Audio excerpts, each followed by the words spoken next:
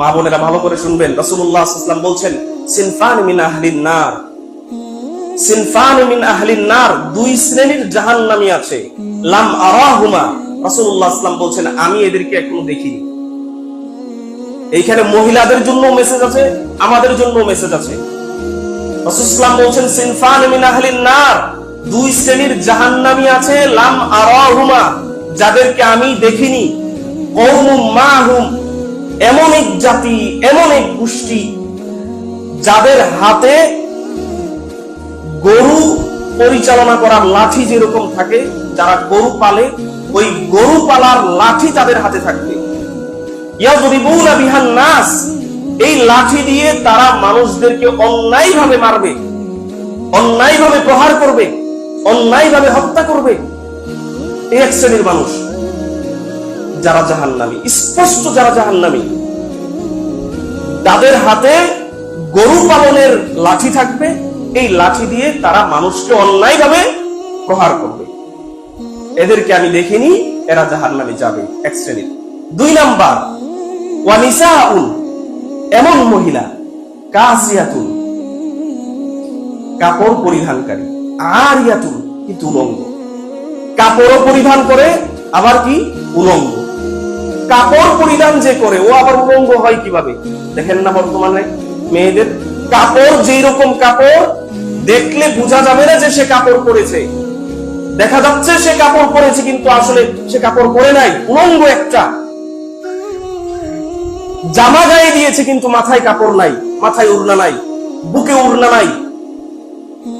পায়জামা পরেছে কিন্তু পায়জামা টাকনোর উপরে, এরা কি কাপড় পরে নাকি? রাসূলুল্লাহ সাল্লাল্লাহু আলাইহি ওয়াসাল্লাম এটাই বলছেন, নিসাউন, এমন মহিলা, কাসিয়াতুন আরিয়াতুন, যে মহিলা কাপড় পরিধান করবে কিন্তু কাপড় পরিধান করা সত্ত্বেও সে উলঙ্গ।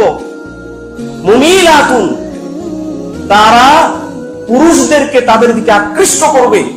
মাইলাতুন, তারাও পুরুষদের দিকে আকৃষ্ট হবে।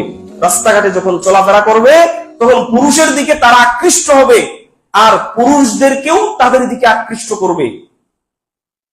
এমন ভাবে রাস্তাঘাটে চলাফেরা করবে, এমন বেহায়ার মতো, এমন নির্লজ্জের মতো, মাথায় কোনো কাপড় নাই, বুকে কোনো কাপড় নাই, মানে এমন ভাবে চলাফেরা করবে।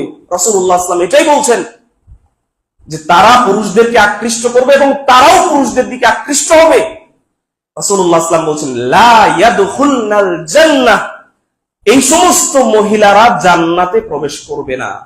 ওয়ালা ইয়াজিদনা রিহাহা, এমন কি এরা তো জান্নাতে যাবে না, যাবেই না, এরা জান্নাতের সুগন্ধও পাবে না।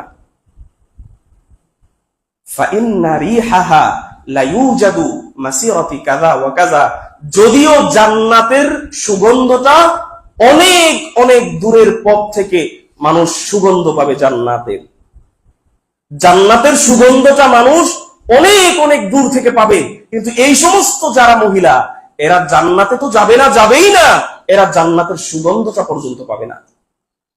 অন্য এক হাদিসে রাসূলুল্লাহ সাল্লাল্লাহু আলাইহি ওয়াসাল্লাম বলছেন জান্নাতের সুগন্ধ মানুষ 1 মাসের পথের দূরত্বে থেকেও পাবে, 1 মাসের দূরত্বের পথ থেকেও মানুষ জান্নাতের সুগন্ধ পাবে। কিন্তু এই সমস্ত যারা মহিলা, বেহায়া মহিলা, এই সমস্ত মহিলারা জান্নাতের সুগন্ধটা পর্যন্ত পাবে না। কি বুঝলেন? সুতরাং আমাদেরকে সাবধান হতে হবে, এই দুই শ্রেণীর কোন এক শ্রেণীর যেন আমরা না হই। মানুষের উপরে অন্যায়ভাবে জুলুম, মানুষের কাছে অন্যায়ভাবে অত্যাচার, এই অভ্যাস নীতি যাদের, এদেরকে আল্লাহ তাআলা জাহান্নামে দিবেন। এরা দুনিয়াতেও ধ্বংস হবে, অপমানিত হবে, পরকালেও এরা অপমানিত হবে, ধ্বংস হবে। আর এই শ্রেণীর মহিলা যারা